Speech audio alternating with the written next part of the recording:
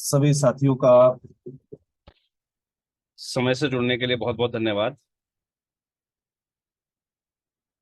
कोई भी साथी मुझे कंफर्म कर दीजिएगा मेरी वॉइस प्रॉपरली आ रही है या नहीं आ रही। आवाज आ रही है सर आ रही है। जी, बहुत बहुत धन्यवाद, बहुत बहुत धन्यवाद।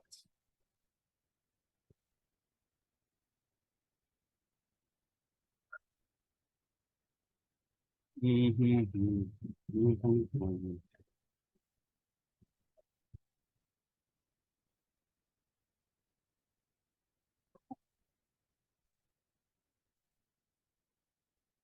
चलिए सभी साथियों को जुड़ जाने देते हैं, क्योंकि हमारा समय है राइट 9 o'clock का।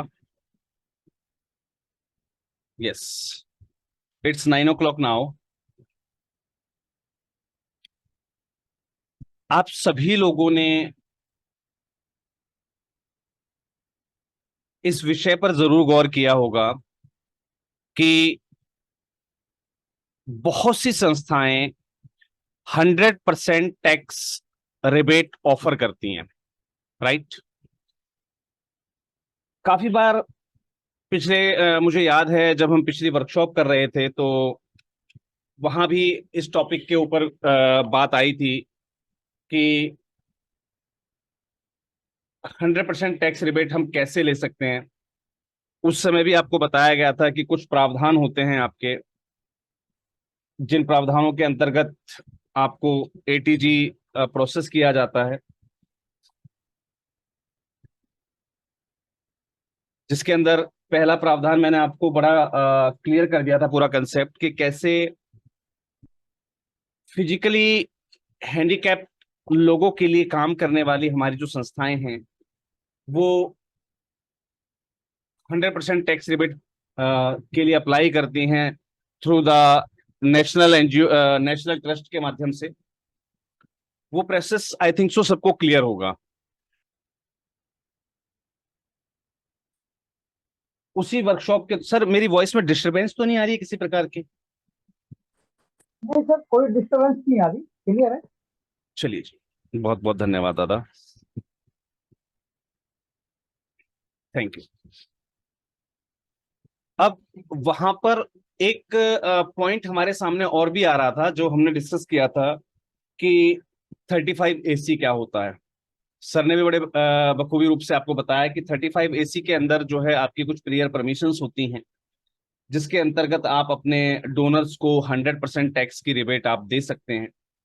और यकीन मानिए, मार्केट के अंदर अगर अल्पकालीन समय में आपको बहुत जल्दी प्रोग्रेस करनी है तो आपकी संस्था के पास अगर 100% टैक्स रिबेट का ऑप्शन है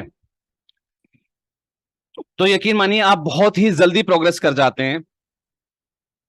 ऑलमोस्ट जिन संस्थाओं को आप मदर एनजीओ के नाम से जानते हैं, ये संस्थाएं समय समय पर ऐसी प्रेयर परमिशंस जो है लेती रहती हैं और वो अपने डोनर्स को 100% टैक्स रिबेट देती हैं, जिसके कारण ही वो संस्थाएं ज्यादा से ज्यादा डोनेशन प्राप्त कर पाती हैं और बहुत ही जल्दी जो है वो एक अच्छे मुकाम को हासिल कर पाती हैं। इसके अंदर मैंने आपको बताया था कि मार्केट में अगर 1000 डोनर्स को हम टारगेट करते हैं, आप उनको मैसेज कर रहे हैं कि भाई आप डोनेशन अगर देते हैं तो आपको 50% की टैक्स रिबेट मिलेगी। वहीं जैसे आप अपना प्रचार करते हैं कि भाई आप इस कैंपेन के अंदर डोनेट कीजिए, आप उस कैंपेन में डोनेट कीजिए, आपके द्वारा दिया गया दान जो है वो 50% जो है टैक्स के लिए, टैक्स रिबेशन के लिए जो है मान्य है। ऐसे ही बहुत सारी संस्थाएं अपने अपने कैंपेन्स चलाती हैं और वो सभी कैंपेन्स जिन पर 100% टैक्स रिबेट मेंशन होती है, वो सभी संस्थाएं ज्यादा से ज्यादा जो है डोनेशन जनरेट कर पाती हैं। ये बहुत जरूरी चीज है। 1 मिनट का समय दीजिएगा मुझे। जी।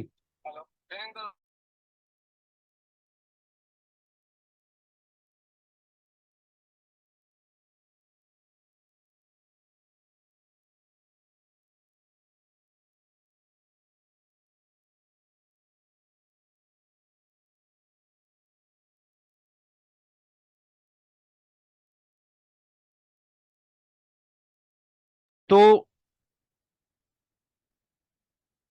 विशेष रूप से मायने रखता है कि अगर हमारी संस्था के पास भी 100% टैक्स रिबेट हो जाए, तो यकीन मानिए जो भी आप लीड जनरेशन का प्रोग्राम करते हैं, यानी कि जितने भी आप लीड्स जनरेट करते हैं टैक्सेशन से रिलेटेड, अपने डोनर मैनेजमेंट से रिलेटेड, अपने क्राउड फंडिंग से रिलेटेड, जो भी आप अपने पोस्टर कैंपेन्स लगाते हैं, उनका आपके पास क्या रिस्पॉन्स आ रहा है, इसके बारे में आप शायद आपसे बेहतर कोई नहीं जानता।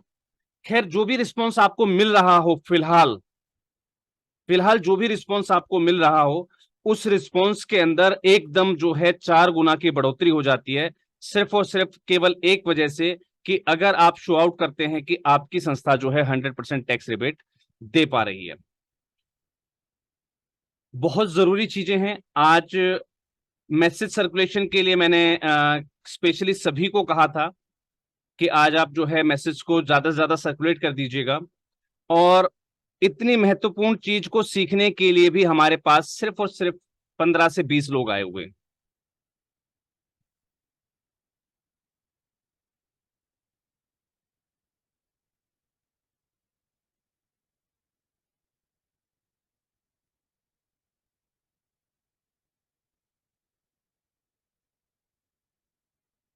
इतनी महत्वपूर्ण चीज को सीखने के लिए भी सिर्फ 15 से 20 लोग अवेलेबल हैं, जबकि एक विशेष और सबसे महत्वपूर्ण मुद्दा मैंने आज के लिए लिया था कि कैसे संस्थाएं जो है 100% टैक्स रिबेट के अंदर आवेदन कर पाती हैं।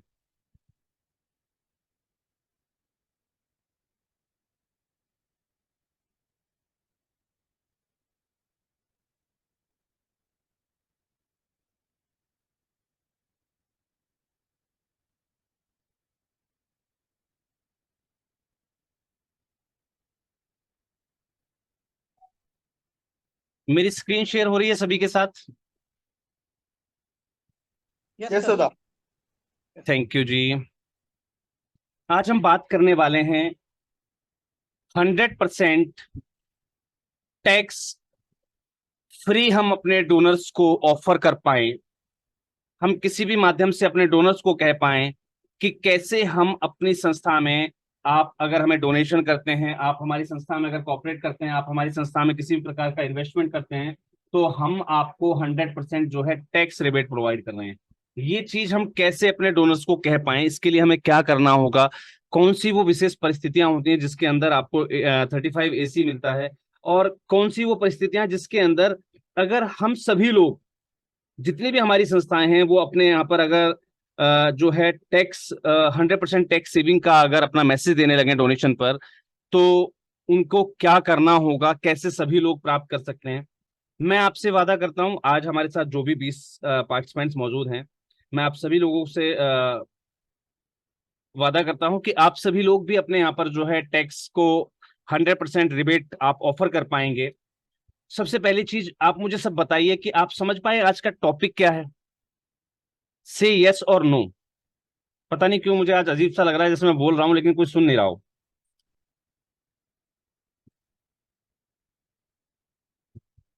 से यस और नो। अगर आपका जवाब नो है तो नो भी लिख दीजिएगा, कोई दिक्कत नहीं। मैं एक बार रिपीट कर दूंगा कि आज जो हम ये 100% टैक्स फ्री की बात करें, ये एक्चुअल चीज क्या है, आखिरकार ये भला क्या है जिसके बारे में हम बार बार कह रहे हैं 100% टैक्स फ्री, टैक्स फ्री। किस चीज पर टैक्स फ्री? आपकी संस्था में लोग डोनेशन देते हैं, अगर आपके पास ATG सर्टिफिकेशंस मौजूद हैं, तो ATG के बिहाफ पर आप अपने डोनर को सिर्फ और सिर्फ 50% टैक्स रिबेट का ऑफर दे पाते हैं, राइट। आपके जो डोनर हैं उनको आप जो है केवल 50% की टैक्स में छूट आप बता पाते हैं। लेकिन वो कौन सा तरीका है जिसके माध्यम से आप लोग अपने डोनर्स को कह सकेंगे कि भाई हम, हमारी संस्था में अगर आप डोनेट करते हैं तो हम आपको 100% टैक्स रिबेट देंगे? वो तरीका क्या है और कैसे हमें उसे अचीव करना है, मैं आज वो सारी जानकारी आपके साथ ब्रीफिंग करने जा रहा हूं, जो कि एक प्रैक्टिकल एप्लीकेशन और प्रोसीजर पर निर्धारित है। जैसा कि हम उस प्रोसीजर को जो है एक बार ट्राई कर चुके हैं, कंप्लीट करके देख चुके हैं, उसके बाद ही ये प्रोसीजर आपके साथ शेयर किया जा रहा है। सबसे पहले समझते हैं how NGOs can offer 100% tax rebate on donations. कैसे हमारी जो एनजीओज हैं वो 100% टैक्स रिबेट का ऑफर दे सकते हैं अपने डोनर्स को, उसके लिए हम सभी को जरूरत होती है 35AC की। 35AC के अंदर कुछ विशेष चीजें, कुछ विशेष अधिकार आपको दिए गए हैं, जो अधिकार आपके डोनर्स के लिए बहुत फायदेमंद रहते हैं। यहां पर एक चीज का ध्यान रखिएगा, आपके पास, आपके ऊपर जो टैक्स लगता है वो 12 वे से कंट्रोल होता है, राइट। संस्था के ऊपर जो भी टैक्स रहता है वो 12 वे से कंट्रोल होता है। हम यहां पर बात कर रहे हैं डोनर्स की। इस सर्टिफिकेशन का, इस रजिस्ट्रेशन का फायदा डायरेक्टली जो है वो डोनर्स को मिलता है। Is that clear? हम सभी लोग समाज में कुछ अच्छा करने के लिए संस्थाएं खोलते हैं, और इन सभी अच्छे कामों को संपादित करने के लिए हम सभी को कहीं ना कहीं डोनेशंस की जरूरत होती है, और हम इन डोनेशंस को गवर्नमेंट सेक्टर से, इंडिविजुअल सेक्टर लोगों से या कॉर्पोरेट बॉडीज से हम ये डोनेशन जो है कलेक्ट करते हैं। और कहीं ना कहीं इन ऑर्गेनाइजेशंस को अट्रैक्ट करने के लिए हम उनको किसी भी प्रकार के टैक्स रिलीफ्स या बेनिफिट्स के बारे में हमको बताते हैं कि भाई आपके द्वारा दिया गया डोनेशन जो है आयकर अधिनियम ATG के अंतर्गत छूट के लिए मान्य है, 50% छूट रहेगी। और जहां हमारे पास 100% टैक्स रिबेट होता है तो वहां पर ऑब्वियस सी बात है कि हमारा डोनर परसेंटेज ऑटोमेटिकली 4 गुना ग्रोथ हो जाता है। अब वो कंडीशंस क्या रहती हैं? संस्था अपने आप को ATG में रजिस्टर करती है, पता होगा आपको, और ATG में रजिस्टर करने के बाद वो अपने डोनर को सिर्फ 50% का टैक्स रिबेट ऑफर ही दे पाती है, राइट। ये जितने भी रजिस्ट्रेशन आप करते हैं, चाहे वो ATG का हो, चाहे आज जो मैं आपको सिखाने वाला हूं 35AC एप्लीकेशन, ये आपके काम की नहीं होती, ये आपके डोनर के मतलब की होती है, क्योंकि डोनर को इसमें पोटेंशियली जो है फायदा मिलता है। और याद रखिएगा, इस प्रकार के 100% टैक्स रिबेट ऑफर के लिए आपकी संस्था, याद रखिएगा, आपकी संस्था किसी बिजनेस के अंदर इन्वॉल्व होनी चाहिए या किसी प्रोफेशन के अंदर इन्वॉल्व होनी चाहिए अगर आप 35AC की एप्लीकेशन करते हैं तो। याद रखिएगा, such organizations having income from business or profession can get 100% deduction. यहां पर बड़ी सोचने की और चिंतनीय बात आ जाती है कि संस्था तो सर बिजनेस नहीं कर सकती, संस्था प्रोफेशन नहीं कर सकती। काफी लोगों के मन में सवाल होगा, क्या संस्था बिजनेस कर सकती है, किसी प्रोफेशनल लाइन को ऑप्ट कर सकती है? से यस और नो। क्या संस्था किसी प्रोफेशन या बिजनेस को ऑप्ट कर सकती है? से यस और नो।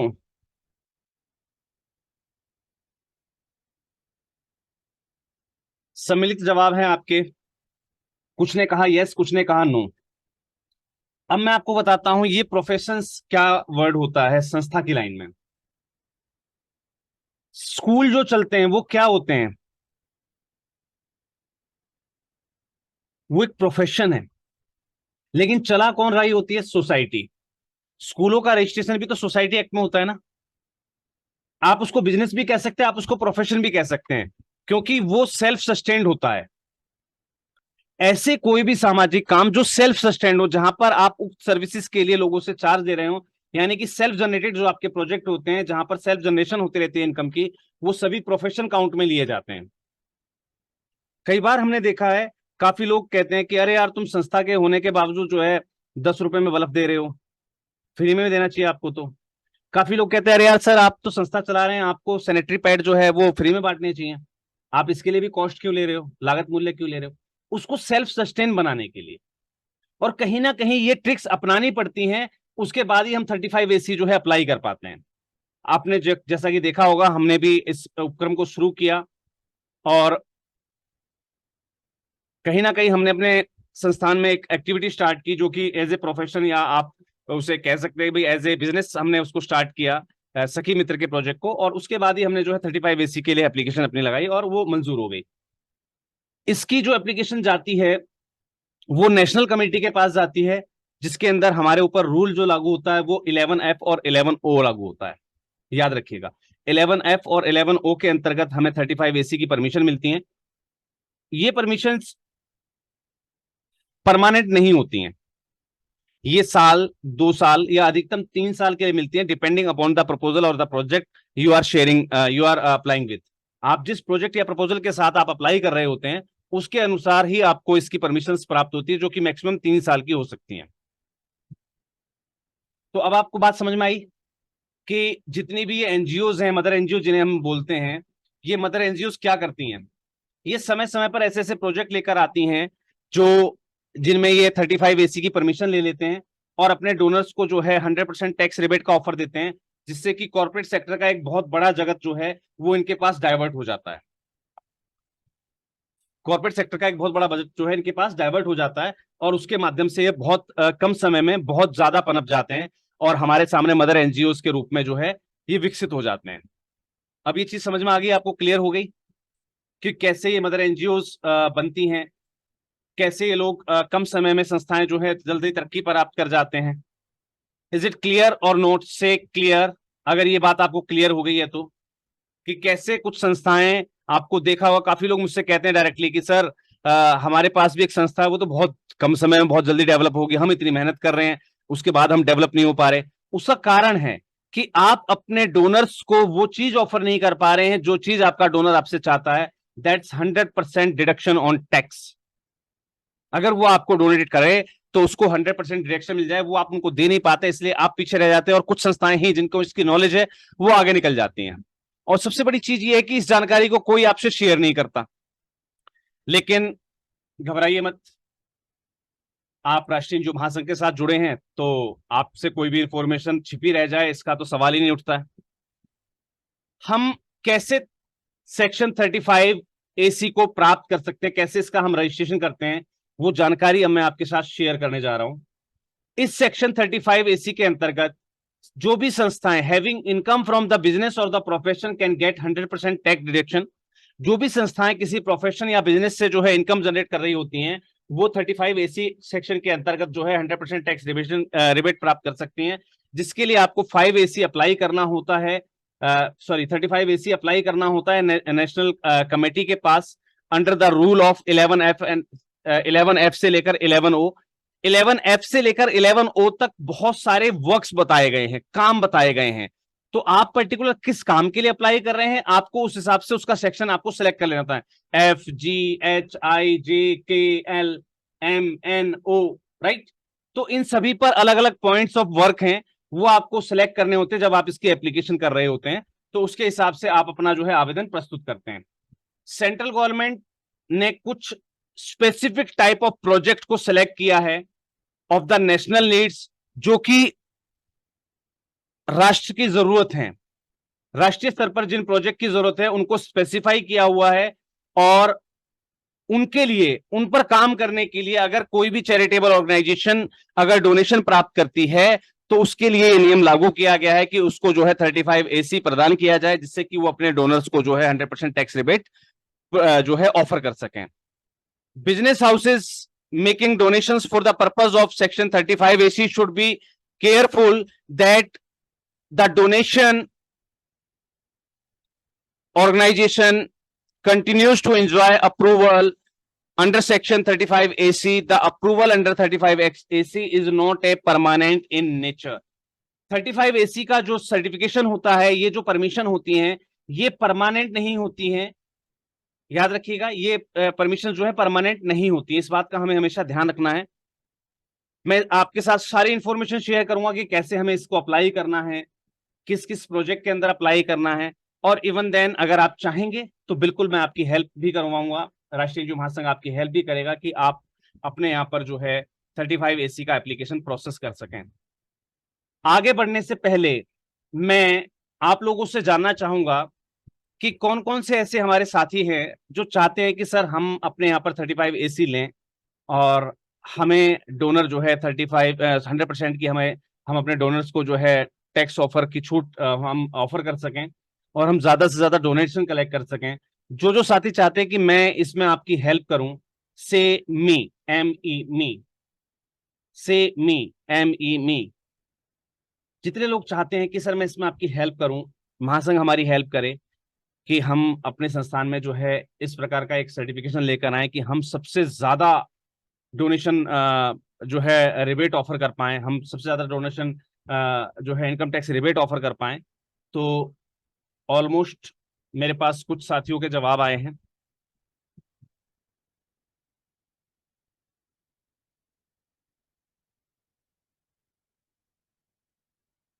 17 लोग चाहते हैं कि उनको इसमें हेल्प मिले और वो लोग भी अपने यहाँ पर 35 एसी लेकर आ पाए। तो मैं आपको बताना चाहूंगा कि 35 एसी का अप्रूवल लेने के लिए आपको अपनी जो एप्लीकेशन होती है वो 2 सेट में तैयार करनी होती है, राइट, जिसके स्पेसिफिक इनक्लोजर्स होते हैं। उसके साथ आप आपको अपना आवेदन 2 सेट में तैयार करना है और इसको नेशनल सेक्रेटरी के पास सबमिट करना होता है। National secretary of the national committee, new Delhi. National committee कौन है, कहाँ है, उसका एड्रेस क्या है, आवेदन का प्रारूप क्या रहेगा, कौन से प्रोजेक्ट के लिए हम अप्लाई करें, ये सारी चीजें मैं आपके साथ अब जो है शेयर करने जा रहा हूं।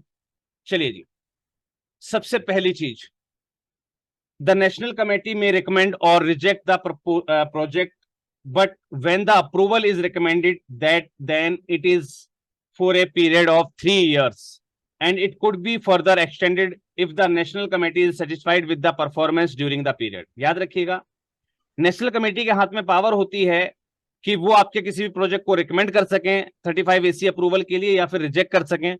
जब और अगर आपका प्रपोजल जो है अप्रूवल के लिए रिकमेंड हो जाता है तो ऐसी स्थिति में आपके पास वो 3 साल के लिए, मैक्सिमम 3 साल के लिए रिकमेंडेशन आपको मिलती है। और किसी भी स्थिति में आपकी जो है जो परमिशंस हैं वो फर्दर जो है एक्सटेंड की जा सकती हैं, लेकिन तभी जब आप उस ड्यूरिंग द पीरियड, यानी कि जिस प्रोजेक्ट के लिए आपने परमिशन ली थी उस प्रोजेक्ट में आप सही तरीके से प्रोग्रेस कर रहे हैं, सही तरीके से आप उसमें परफॉर्मेंस दिखा रहे हैं और नेशनल कमेटी इस बात से संतुष्ट है तो आपकी परमिशंस जो है आगे एक्सटेंड कर दी जाती हैं। अदरवाइज 3 साल तक आपने एक बार समय मौज ले ली, दैट्स इट। डिस्टर्बेंस है, अपने आप को प्लीज म्यूट कर लीजिएगा।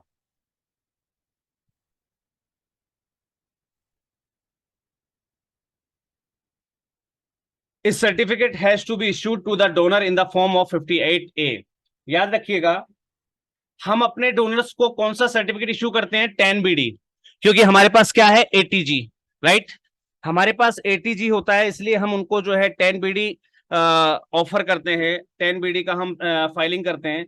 और जब हमारे पास 35 AC होता है तो हमें उन्हें एक सर्टिफिकेट इश्यू करना होता है जो कि कहलाता है फॉर्म 58A।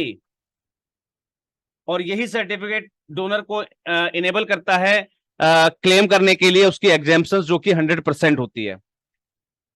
बारीकी से बातों को समझते जाइए और कहीं लिखते जाइएगा, क्योंकि पता लगे आपने 12 ATG करवा लिया और उसके बाद आप 10BD फाइल नहीं कर रहे हैं और ऐसे ही कहीं आप 35 AC के लिए अप्लाई कर दें और बाद में आप अपना 58A कंप्लीट करना भूल जाए, राइट। तो ये चीज मेंशन कर लीजिएगा। अगर आप अपने यहाँ पर 100% टैक्स रिबेट देते हैं तो आपको फॉर्म 58A के माध्यम से आपके डोनर को सर्टिफिकेट इशू करना पड़ता है, जो कि डोनर यूज करता है अपने टैक्स एग्जेम्पशन की क्लेम करने के लिए, राइट। इस 35 AC के रजिस्ट्रेशन के लिए आपको नेशनल जो कमेटी है वो आपके अप्रूवल को कभी भी विड्रॉ कर सकती है। विड्रॉल का मतलब आपको एक प्रियर नोटिस दिया जाएगा, भाई आपकी जो है 35 AC की मान्यताएं रद्द की जा रही हैं। किस स्थिति में, जब आप जिस प्रोजेक्ट के लिए आपने काम परमिशन ली थी और उस प्रोजेक्ट पर आप ढंग से काम नहीं कर रहे हैं, जिस वे में आपको काम करने के लिए कहा गया था उस वे में आप काम नहीं कर रहे हैं, ऐसी किसी भी स्थिति में आपके प्री अप्रूव कंडीशन को भी नेशनल कमेटी जो है विड्रॉ कर सकती है, आपके अप्रूवल को जो है वो कैंसिल भी कर सकती है। टू विड्रॉ ए प्रोजेक्ट, किसी भी प्रोजेक्ट को विड्रॉ करने के लिए national committee should provide an opportunity of being heard of the aggrieved organisation. संबंधित संस्थान को हियरिंग के लिए बुलाया जाता है, सुनने के लिए बुलाया जाता है कि क्या दिक्कत है, क्या समस्या है, उनको एक चांस जरूर दिया जाता है कैंसिल करने से पहले। याद रखिएगा, कभी भी ऐसी नौबत मत आने दीजिएगा कि आपका 35AC जो है अप्रूव होने के बाद रिजेक्ट कर दिया जाए, क्योंकि वो स्थिति बड़ी भयावह होती है और ऐसे में जो है आपको बड़ी दिक्कत आपके सामने खड़ी हो जाएगी, क्योंकि बार बार जब आप अप्रूवल के लिए जाएंगे तो वो कंडीशन आपके लिए बड़ी बेकार हो जाएगी। Section 35AC provides deduction from income from business or profession। Business या प्रोफेशन से होने वाली इनकम पर 35AC जो है वो लागू होता है। Similar deduction is also available under section 80GGA। एक और सेक्शन होता है 80GGA, इसके अंतर्गत भी जो है छूट 100% की लागू होती है। लेकिन वो कौन कौन सी कंडीशंस होती है, वो कौन कौन से ओवरहेड्स होते हैं, अदर हेड्स होते हैं इनकम के, जहां पर ये छूटें लागू होती हैं, वो सब चीजें हम आगे जो है डिस्कस करने वाले हैं। यहां तक का पॉइंट सबको क्लियर हुआ कि 35AC के लिए आपको अपनी एप्लीकेशन बनानी है। एप्लीकेशन को दो कॉपी उसकी बनानी है। 2 कॉपी बनाने के बाद उसको नेशनल कमेटी को सबमिट करना है। नेशनल कमेटी के पास उसको अप्रूव करने का, रिजेक्ट करने के सारे अधिकार होते हैं।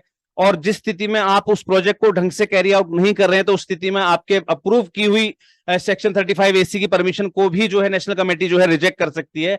लेकिन रिजेक्ट करने से पहले एक बार आपको सुना जरूर जाएगा और आपसे पूछा जाएगा ऐसी क्या दिक्कत आपको आ रही है, या फिर अगर उन्हें कोई चीज इनकम्प्लीट या इन अकॉर्डेंस लग रही है तो वो आपको सजेस्ट करेंगे भाई आपका ये काम जो है हमारे अकॉर्डेंस नहीं चल रहा है, हमारे अकॉर्डेंस नहीं हो रहा है। तो वो आपको इन्फॉर्म करते हैं, एक मौका जरूर देते हैं आपको। उसके बावजूद भी अगर आप नहीं मानते हैं, आप नहीं सुधरते हैं, तो ऐसी कंडीशन में आपका जो है 35AC जो है वो रिजेक्ट कर दिया जाता है। यहां तक सबको क्लियर हो गया होगा, आई थिंक सो, राइट। चलिए जी, अब बात करते हैं नेशनल कमेटी की। क्या बला है ये नेशनल कमेटी, क्या इसकी अथॉरिटीज हैं? नेशनल कमेटी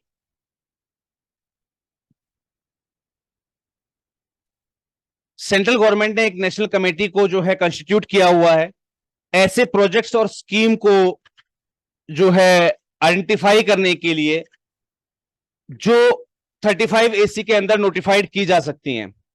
ऐसी जो कमेटियां होती हैं normally consist of eminent persons, यानी कि ये जो भी लोग होते हैं वो सरकार और प्रशासन से भिन्न होते हैं।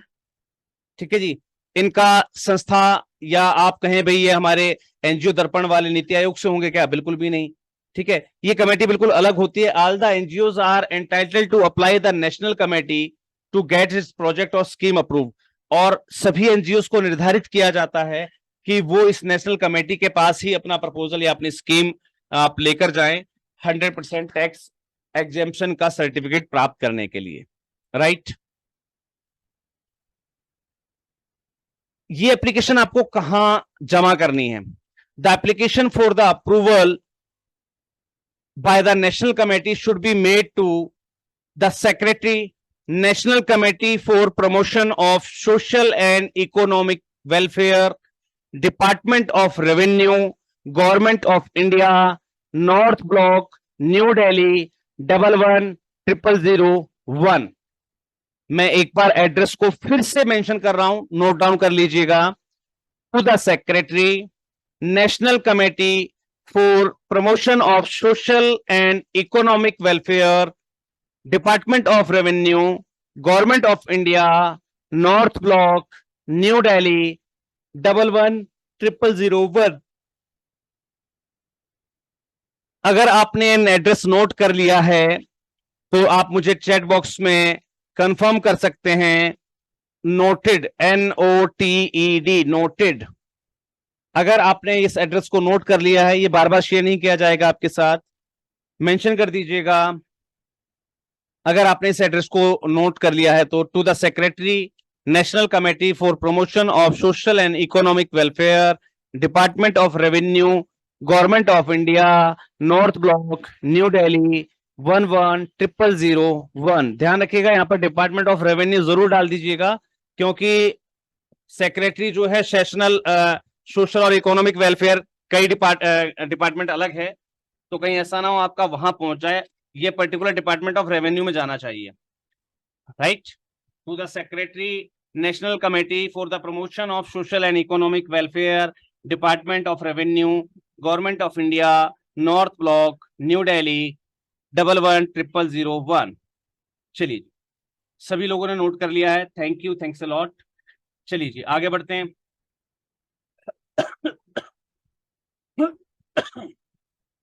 आवेदन कैसे बनाना है, इसका प्रारूप क्या होगा? आवेदन हमें 2 सेट के अंदर बनाना है, जो कि या तो हिंदी में लिखा हुआ हो या फिर इंग्लिश में लिखा हुआ हो। पॉइंट से नोट कर लीजिएगा ध्यान से। डिटेल्स आपकी होनी चाहिए, सच एज आपका name, address, status of the applicant, the district, ward या सर्कल, वेयर, एसएसटी या पैन नंबर। जिस भी सर्कल का आपका, जिस भी वार्ड का आपका जो है पैन अलॉटमेंट होती है, वो आपको डिस्ट्रिक्ट या वार्ड या सर्कल देना होता है आपको, आपके नाम, एड्रेस और स्टेटस पर। स्टेटस ऑफ द एप्लीकेंट का मतलब आप ट्रस्ट हैं, सोसाइटी हैं, सेक्शन 8 है, जो भी हैं, राइट। आपको ये डिटेल्स प्रोवाइड करनी होती है, नेम, एड्रेस, आपका स्टेटस और डिस्ट्रिक्ट या वार्ड आपके सर्कल का जहां पर आपका पैन कार्ड इशू हुआ था। आपकी ऑडिट बैलेंस शीट,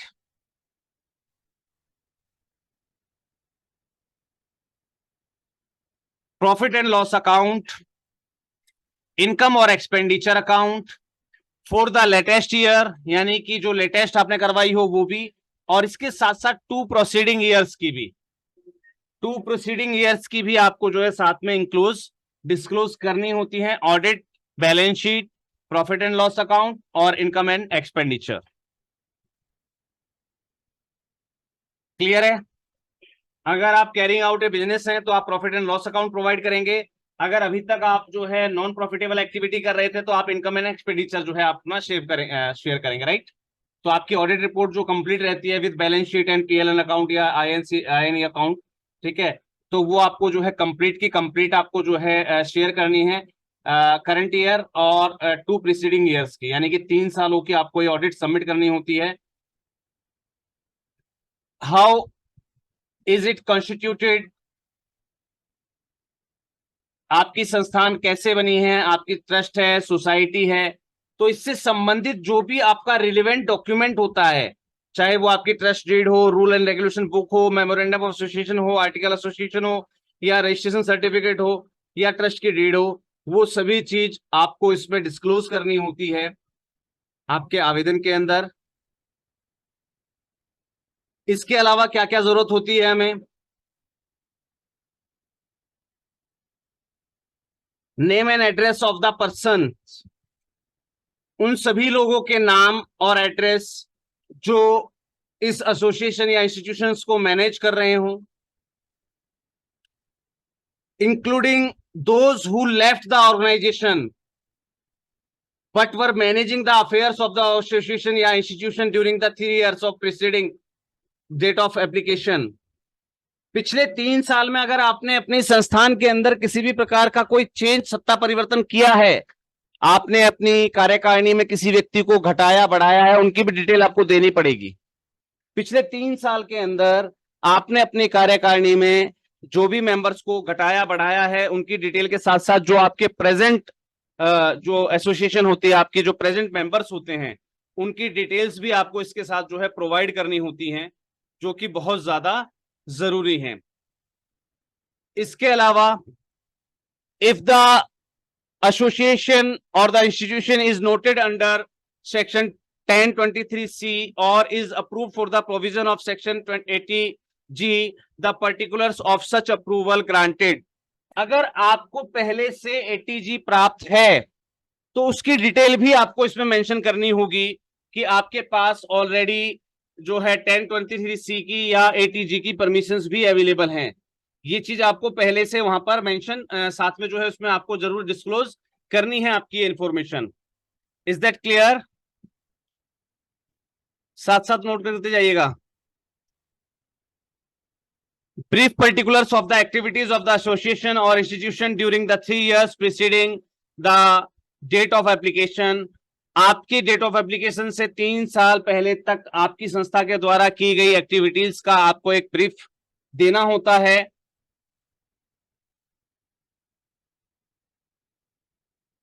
और अगर आपका संस्थान जो है वो 3 साल से कम पुराना है, यानी कि 3 साल नहीं हुए आपकी संस्थान को पूरे, तो जिस भी डेट को आप एप्लीकेशन कर रहे हैं उससे आपका जो डेट ऑफ इंसेप्शन थी आपकी या एसोसिएशन की जो डेट थी, यानी कि जिस दिन आपने अपने संस्थान रजिस्ट्रेशन करवाया था, उस डेट से लेकर आज आवेदन के दिनांक तक आप क्या क्या एक्टिविटीज कर चुके हैं या कर रहे हैं, उसकी आपको एक डिटेल या ब्रीफ समरी आपको देनी होती है। यहां तक क्लियर है सभी को? से यस तो मैं आगे बढ़ता हूं। से यस तो मैं आगे बढ़ता हूं।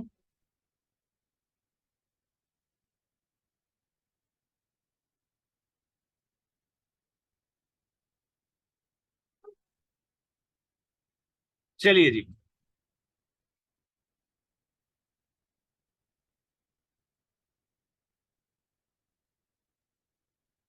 और अगर आपके पास अलग से कोई और एसोसिएशन का कोई प्रूफ है या कोई अदर इंफॉर्मेशन है जो आप नेशनल कमेटी को शेयर करना चाहें तो आप कर सकते हैं, क्योंकि ऐसे में ये अदर इंफॉर्मेशन क्या हो जाती हैं, आपकी अचीवमेंट्स, ये हो जाती है आपकी अचीवमेंट्स। क्योंकि हम अपनी अचीवमेंट्स भी शेयर करते भी, संस्था इस मुकाम पर पहुंच चुकी है, इतनी जगह से सम्मानित हुई है, तो एक वजन बढ़ जाता है नेशनल कमेटी के सामने आपके प्रोफाइल पर। तो वो सारी इंफॉर्मेशन जो आप एसोसिएशन या आप जो है नेशनल कमेटी के सामने रखना चाहें तो वो आप जरूर रख सकते हैं। चलिए जी, अब हम बात कर रहे हैं उस एडिशनल इंफॉर्मेशन की जो आपकी प्रोजेक्ट या स्कीम से संबंधित होती है, जो आपको वहां देनी होती है। सबसे पहला, टाइटल ऑफ द प्रोजेक्ट या स्कीम, आपके उस पर्टिकुलर प्रोजेक्ट या स्कीम का टाइटल, डेट ऑफ कमेंसमेंट, किस तारीख से वो शुरू हुआ था या होगा, ड्यूरेशन या likely the date of completion आपको देनी होती है कि कितने समय का वो प्रोजेक्ट है और वो कब खत्म होगा। एस्टिमेटेड कॉस्ट ऑफ प्रोजेक्ट देनी होती है आपको कि हमारे प्रोजेक्ट की एस्टिमेटेड कॉस्ट क्या रहेगी। कैटेगरी या class of persons who are likely to be benefited from the project या स्कीम, यानी कि आपके यहां पर आपको देनी है वो है आपकी बेनिफिशियरी डिटेल्स, राइट। कैटेगरी या class of person who are likely to be benefited from the project और स्कीम, ये क्या है? ये है आपका बेनिफिशियरी। आपको बेनिफिशियरी डिटेल्स देनी होती है। affirmation that no benefit from the project or the other or the scheme other than remuneration or honorarium will occur to person managing the affairs of the NGO। इस project के अंदर किसी भी प्रकार का आप बेनिफिट नहीं निकालेंगे अदर देन रिम्यूनरेशन और ऑनरियम। अगर आपके प्रोजेक्ट में कोई व्यक्ति काम कर रहा है, यानी कि आप अपने यहाँ पर प्रोजेक्ट हेड को रख रहे हैं, किसी भी व्यक्ति को उस प्रोजेक्ट के अंदर अपॉइंट कर रहे हैं, तो वो सिर्फ ऑनरेरियम पर रहेगा, वो सिर्फ ऑनरेरियम पर रहेगा। उसको आप सैलरी, मैंने आपको पहले ही बताया था कि आप पूरा प्रयास कीजिए, हमने प्रपोजल राइटिंग की क्लास में आपको क्लियर किया था, कोशिश कीजिए कि जब भी आप अपना कोई प्रपोजल लिखते हैं तो वहां पर सैलरी मत लिखा कीजिए, वहां ऑनरेरियम लिखा कीजिए, तो इससे बहुत बड़ा असर पड़ता है। तो वहां पर आपका जो भी मैनेजिंग पर्संस रहेंगे जो एनजीओ से जुड़े हुए हैं, जो इस प्रोजेक्ट के अंदर हैं, वो सभी के सभी किसी प्रॉफिट के लिए काम नहीं कर रहे हैं, वो सिर्फ ऑनरेरियम के लिए वर्क कर रहे हैं, राइट। ये चीज आपको जो है वहां शो आउट करनी है अपने प्रोजेक्ट के अंदर।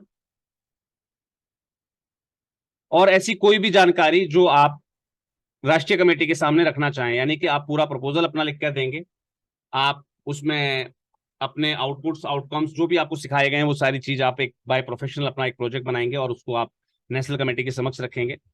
अब बात करते हैं किस टाइप का प्रोजेक्ट होना चाहिए, ये प्रोजेक्ट होना किस टाइप का चाहिए, कौन कौन से प्रोजेक्ट इसके अंदर जो है अलाउ किए गए हैं, राइट।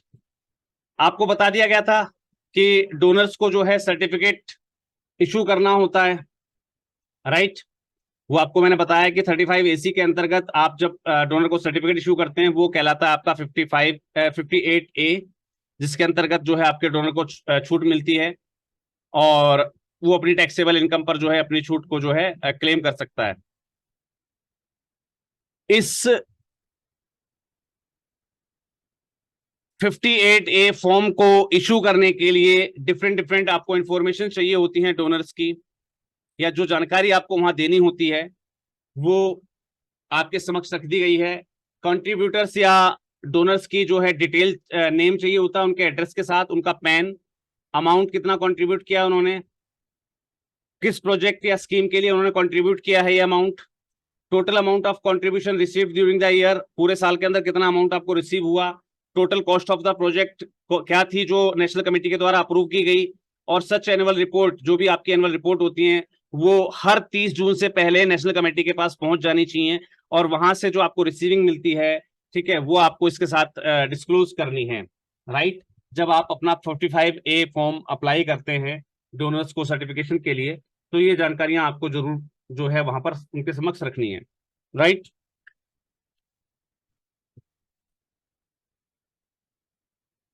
अब बात करते हैं हम कि कौन कौन से प्रोजेक्ट या स्कीम्स हैं जो इस स्कीम के अंतर्गत अप्रूव किए जा सकते हैं।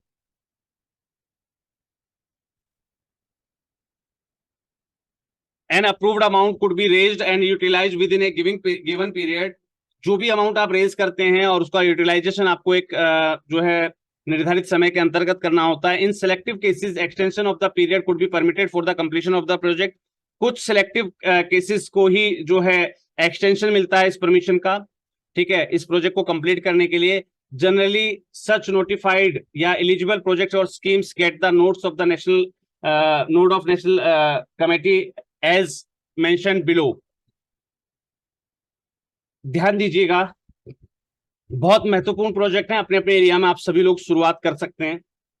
सबसे पहला project, construction and maintenance of drinking water project in rural areas और in urban slum, including installation of pump set, digging of wells, tube wells and laying of pipes for supply of drinking water। समझ में आ गया आपको पहला project कौन सा आप बना सकते हैं जिसके ऊपर आपको 100% टैक्स रिबेट मिल जाएगी? किस किस को समझ में आ गया? से यस। पहला प्रोजेक्ट किस किस को समझ में आ गया? से yes.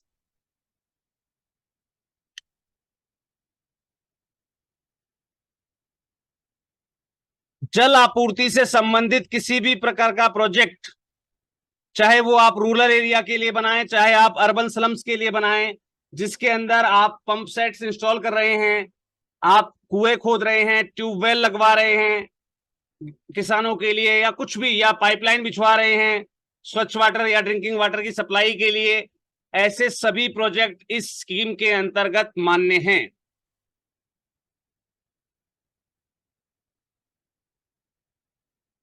Construction of dwelling units for the economically weaker sections, construction of dwelling units for the economically weaker sections। दूसरा किस किस को समझ में आ गया है? से यस। दूसरा प्रोजेक्ट हम कौन सा डेवलप कर सकते हैं, वो किस किस को समझ में आ गया है? से यस और से नो अगर आपको ये समझ में नहीं आया है। गूगल है सबके पास?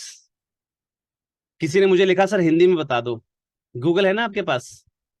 यार एक्टिव हो जाइए, मेरे भरोसे रहेंगे तो ध्यान रखिएगा, आप अपने एक पैर को चला रहे हैं, दूसरे पैर को अबाइज करते जा रहे हैं। आप भी मेरे साथ साथ एक्टिव हो जाइए ना भाई। मैंने अपनी तरफ से अपनी तैयारी करके रख दी आपके सामने।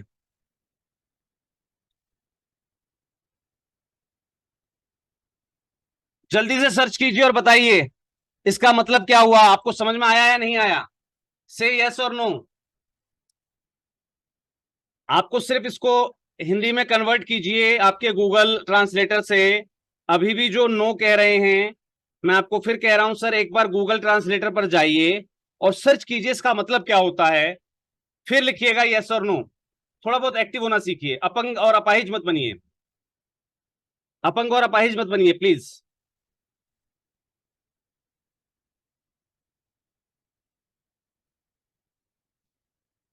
सर्च कीजिए फटाफट।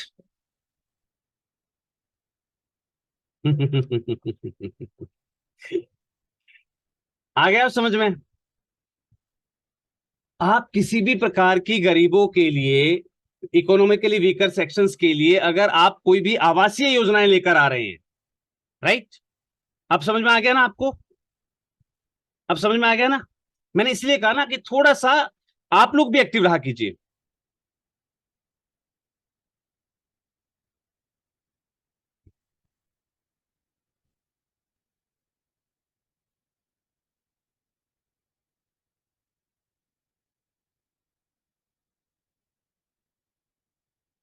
गरीब लोगों के लिए जो आवासीय योजनाएं आप लेके आते हैं या आवासीय इकाइयों का आप जो निर्माण करते हैं, वो हैं construction of dwelling units for the economically weaker sections. ऐसी सभी योजनाएं जो आप, जो है गरीबों के आवास से संबंधित आपकी योजनाएं जो होती है ना, उन सभी योजनाओं के लिए इस प्रकार के जो है सर्टिफिकेट्स आपको इश्यू किए जाते हैं। पढ़ते हैं तीसरे की ओर। Construction of school building primarily for children belonging to the economically weaker sections of the society। अगर आप किसी भी प्रकार के स्कूल भवन का निर्माण कर रहे हैं जिसको आप गरीब बच्चों के लिए समर्पित करने जा रहे हों, ऐसे सभी स्कूल भवन निर्माण से संबंधित जो प्रोजेक्ट होते हैं आपके, वो 100% टैक्स रिबेट के अंतर्गत आते हैं।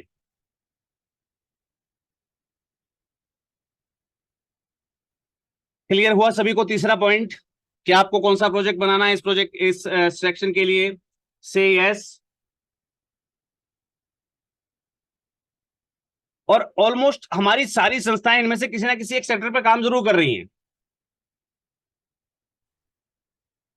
Renewable source of energy, fourth point समझ में आ गया आपको?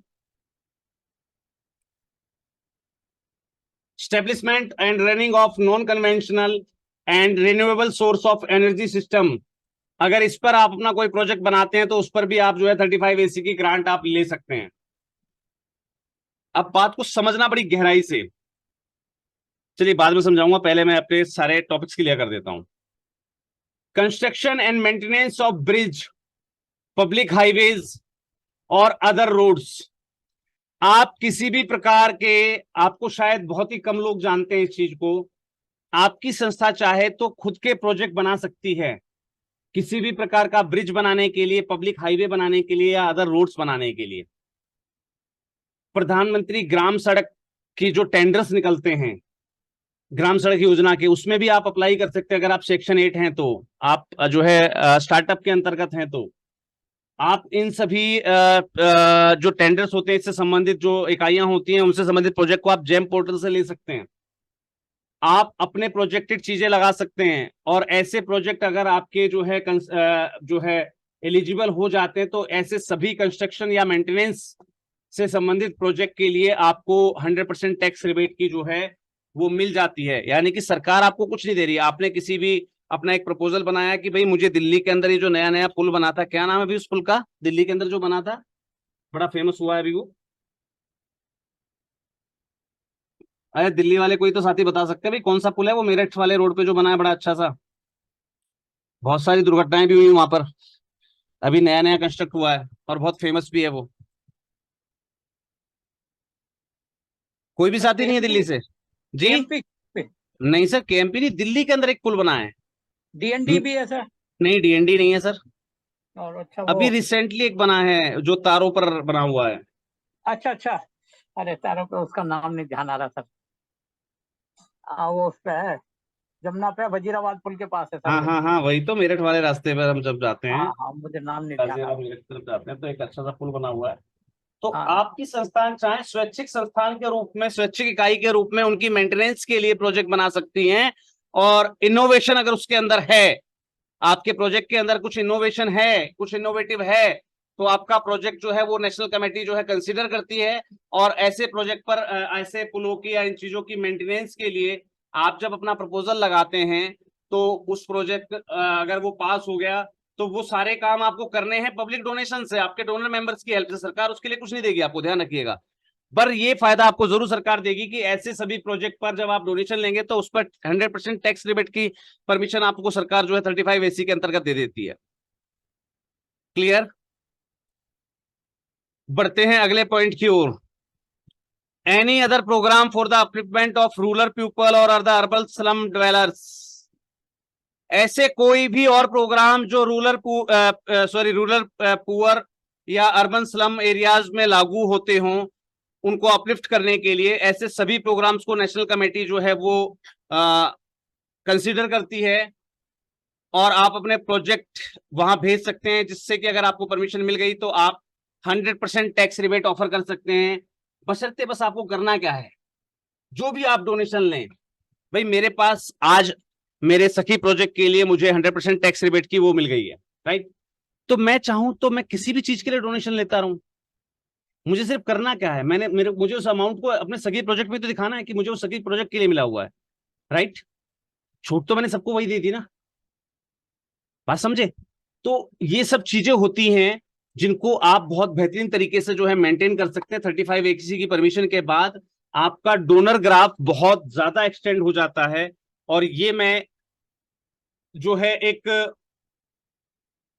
कहते हैं ना कि उपभोक्ता होने के नाते आपको बता रहा हूं कि जब से मैंने परमिशन ली है, अभी ज्यादा समय नहीं हुआ, अभी मैं शायद 100 घंटे भी पूरे नहीं किए उस परमिशन को लिए हुए, मेरे पास बहुत सारी कॉल्स आई हैं कंपनी से भी, कुछ सीए कंपनीज की भी, यानी कि जो सीए अथॉरिटीज होती हैं उनकी भी, कि सर आपके पास ये परमिशन आ गई है, हमारे पास कुछ क्लाइंट्स हैं, कुछ कर लीजिए इधर उधर का, वट जो भी है, ठीक है? तो आपका जो डोनर परसेंटेज है वो बहुत जल्दी ग्राफ बढ़ता है। किस किस संस्थान के पास इससे रिलेटेड कोई ना कोई प्रोजेक्ट पे वो ऑलरेडी काम कर रहे थे, से मी इन द चैट बॉक्स। आप में से कौन कौन से संस्थान है जो इनमें से किसी ना किसी एक चीज पे जरूर काम कर रहे होंगे, किसी ना किसी एक प्रोजेक्ट पर आप पहले से काम कर रहे थे, चाहे आप ड्रिंकिंग वाटर प्रोजेक्ट पे काम कर रहे थे, या आप जो है आवासीय योजनाओं पर काम कर रहे थे, आप स्कूल या बिल्डिंग बनाने की सोच रहे थे, आप जो है रिन्यूएबल एनर्जी पर काम करने की सोच रहे थे या कर रहे थे, आप शायद ब्रिज या पब्लिक हाईवेज वाला तो आपके सामने से चैप्टर बिल्कुल नया होगा, ठीक है? शायद बहुत ही कम लोग इस चीज को जानते हैं। या पुअर या रूरल स्लम जो होते हैं, अर्बन स्लम जो होते हैं, या रूरल पुअर जो होते हैं, उन पर काम तो बहुत सारी संस्थाएं कर ही रही थी। बस सिर्फ करना क्या है, एक बेहतरीन सा प्रोजेक्ट उन्हीं की भाषा में लिखकर उन्हीं लोगों तक पहुंचा देना है जो आपको इस चीज की परमिशन देने वाले हैं, यानी कि नेशनल कमेटी। इतना छोटा सा काम करना है, और अगर आपको 35AC की ग्रांट अप्लाई हो गई आपके ऊपर, आपको अगर एलिजिबल आपको मान लिया गया, तो आप 100% टैक्स रिबेट के दायरे में आ जाएंगे, जो कि अपने आप में एक बहुत बड़ी अचीवमेंट है आपकी, क्योंकि उसके बाद आपके पास कारवां शुरू हो जाएगा डोनर्स का। इसके अलावा कौन कौन से प्रोजेक्ट जो है कंसीडर कर लिए जाते हैं वो भी मैं आपके साथ शेयर करने जा रहा हूं। प्रमोशन ऑफ स्पोर्ट्स, खेलों की प्रमोशन के लिए, पॉल्यूशन कंट्रोल से रिलेटेड, ये सभी नेशनल मुद्दे हैं। Establishment and running of educational institutes in rural areas exclusively for women and children up to 12 years of age, 12 साल तक की फीमेल्स, 12 साल तक के बच्चों और महिलाओं के लिए, 12 साल तक के जो बच्चे होते हैं उनके लिए, और स्पेशली महिलाओं के लिए, अगर आप किसी भी प्रकार का एजुकेशनल इंस्टीट्यूट स्टैब्लिश करते हैं रूरल एरियाज के अंदर, तो वो भी कंसीडर किए जा सकते हैं। आप किसी भी प्रकार का हॉस्पिटल या मेडिकल फैसिलिटीज आप देना चाह रहे हैं रूरल एरियाज के अंदर, specially for the womens and the childrens up to the age of 12 years, यानी कि 12 साल तक की उम्र तक के बच्चे और महिलाओं के लिए अगर आप कोई प्रोजेक्ट लेकर आ रहे हैं रूरल एरिया में, हॉस्पिटल का या मेडिकल फैसिलिटीज का, तो वो भी कंसीडर किए जाते हैं इस छूट के लिए। अब तो बहुत सारे लोग हो गए होंगे जो इन चीजों पर काम करते हैं।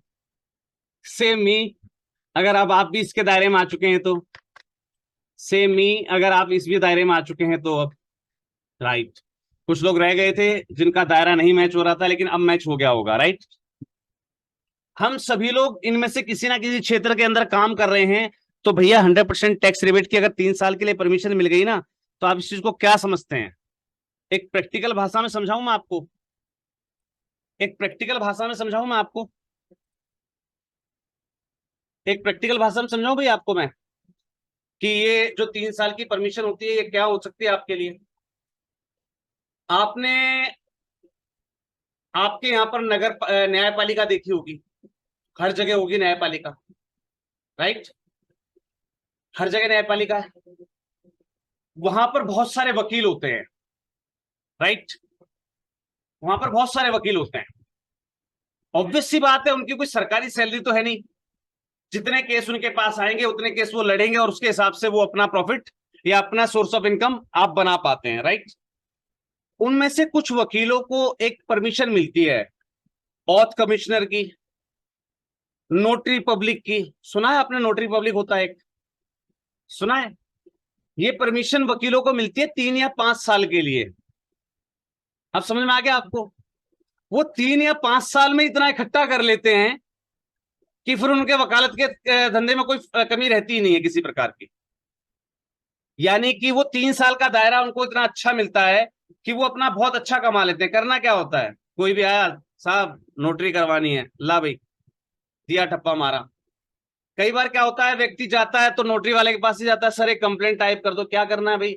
सर एक केस लगवाना है। सर कोई वकील आपकी निगाह में अच्छा है? अरे मैं ही वकील हूँ भाई, नोटरी पब्लिक तो क्या हुआ, मैं भी तो वकील हूँ। और उसे बहुत सारे केस मिल जाते हैं। तो आपकी हालत उस नोटरी पब्लिक की तरह होने वाली है, जो उन वकीलों की भीड़ में अलग होता है, क्योंकि वो डेली गारंटी से कुछ ना कुछ घर लेके जा रहा होता है। और वकीलों के पास शायद कोई केस दिन भर में नया आए या ना आए, उसके पास जरूर आएगा। बात समझे? तो अगर 3 साल के लिए भी आपको परमिशन मिलती है ना, तो आप एक तरीके से ना नोटरी पब्लिक हो जाते हैं, यानी कि रोज कुछ ना कुछ छाप के घर जाएंगे। तो ये परमिशंस अगर आपको मिल रही हैं तो आई थिंक सो आपको इसके लिए आवेदन करना चाहिए, राइट। फिर तो इसके लिए आपको आवेदन करना चाहिए भाई। यहां तक हम कंप्लीट कर चुके थे। अब बात करते हैं deduction of contribution under section 80 GGA। कुछ भी कई ऐसे Section 35 is available to assessees who have income from the head business or profession। आपकी संस्थान किसी ना किसी प्रोजेक्ट पर काम करती हुई होनी चाहिए, ऐसा प्रोजेक्ट जो एक प्रोफेशन या बिजनेस के रूप में अपने आप में जो है सेल्फ इनकम जनरेटेड हो। और ऐसे SSC who don't have income from the business और profession section 80 GGA provide the deduction on donation made to eligible projects under section 35 AC। अब कुछ लोग कहेंगे सर हमारे पास तो ऐसा कोई वो है नहीं कि हमारे पास कोई ऐसा बिजनेस इनकम हो या कोई प्रोफेशन इनकम हो। तो आपको याद रखना है कि 35 AC के अंतर्गत आपको सेक्शन 80 GGA सेलेक्ट करना है, और उसके अंदर आप जो है इस छूट को प्राप्त कर सकेंगे। आपके पास कोई बिजनेस या प्रोफेशन या इनकम, प्रोफेशनल इनकम नहीं है, तो आप अपने एप्लीकेशन को जो है 80 GGA के अंतर्गत जो है आप प्रोवाइड करेंगे, और यहां पर आपको जो है वो परमिशंस मिल जाएंगी। कुछ संस्थाएं जो साइंटिफिक रिसर्च के अंदर इंक्लूड होती हैं, उनको भी ये परमिशन अलाउ होती हैं। वो 35 CCA और 35 CCB के अंतर्गत होती हैं, जो कि 100% टैक्स के अंतर्गत ही आती हैं, राइट। आई थिंक सो अब कोई भी ऐसा साथी नहीं बचा होगा जो ये कह सके कि सर हमारे पास ये चीज अवेलेबल नहीं थी। सिर्फ आपको एक ही चीज का डर था, बिजनेस हेड या प्रोफेशन होना, या उससे संबंधित इनकम का आपके संस्थान में होना, इसकी आपको कमी थी। वो मैंने आपको क्लियर कर दी है कि अब आप जो है सेक्शन 80 GGA के अंतर्गत भी अपना जो है डोनेशंस प्राप्त कर सकेंगे। इसी परमिशन के अंतर्गत आप अपना आवेदन प्रस्तुत कर सकेंगे। आपको सिर्फ 35 जो है ATGGA के अंतर्गत जो है आपको परमिशंस आपकी लगानी है।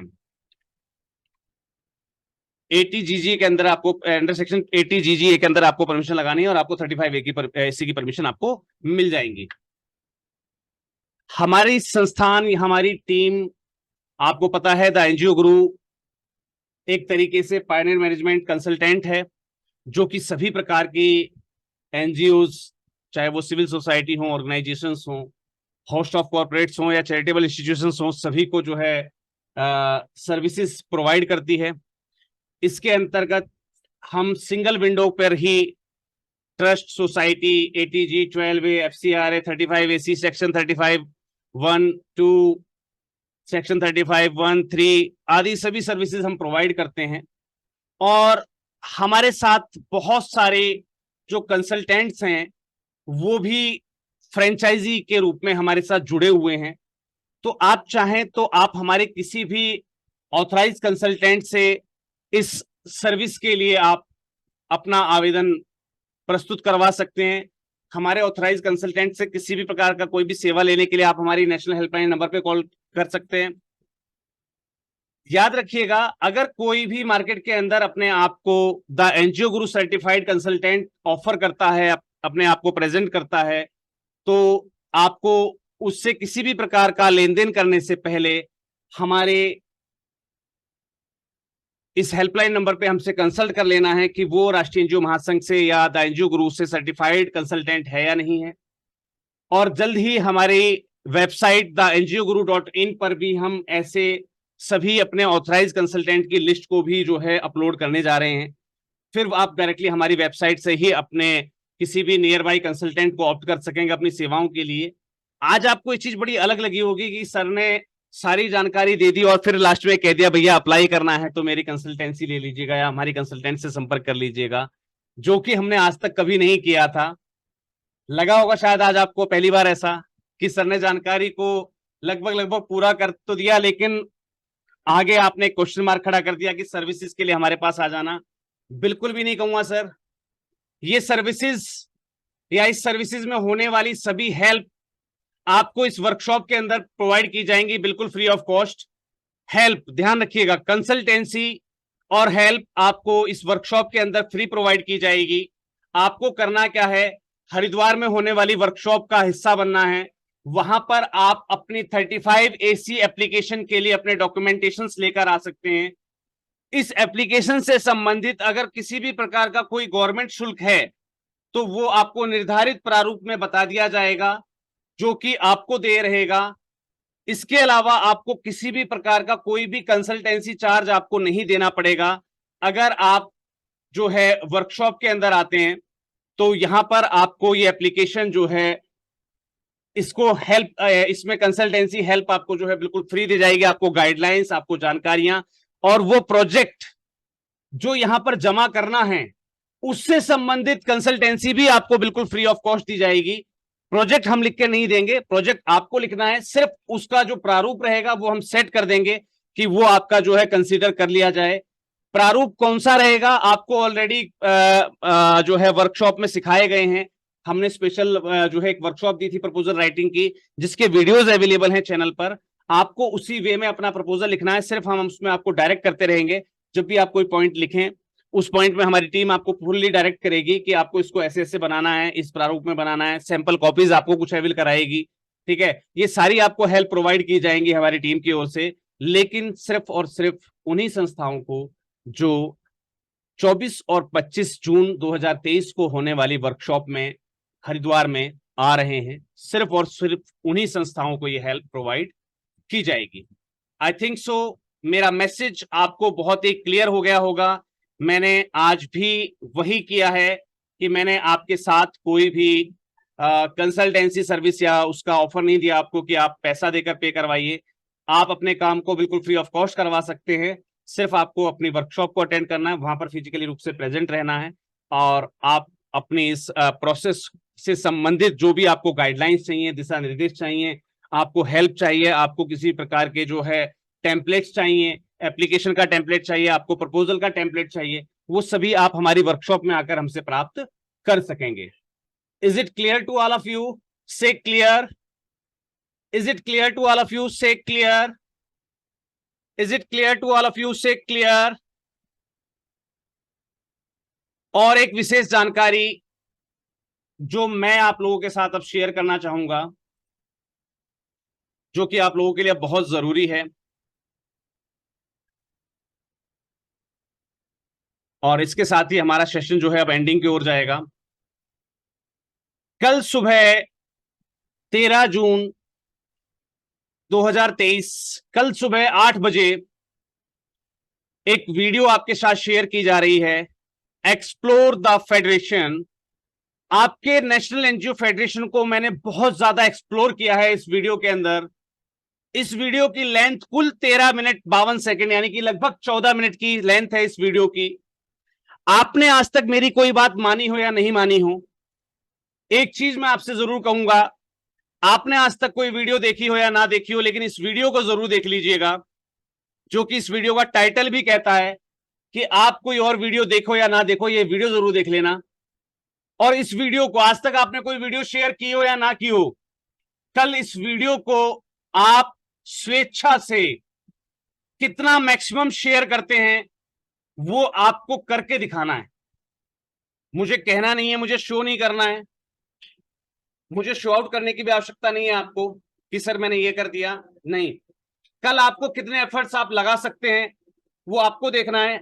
आपने आज तक कोई वीडियो देखी है नहीं देखी, मेरे कहे से मैं बिल्कुल भी आपसे कोई गिला शिकवा नहीं रखता हूं उस चीज के लिए, लेकिन कल इस वीडियो को बिना स्किप किए आराम से ध्यान से बैठकर देखकर सुनना सिर्फ। फिर आपको शायद राष्ट्रीय एनजीओ महासंघ के बारे में बहुत सारी जो चीजें आपके मन में धुंधली धुंधली है ना, वो बिल्कुल क्लियर हो जाएंगी।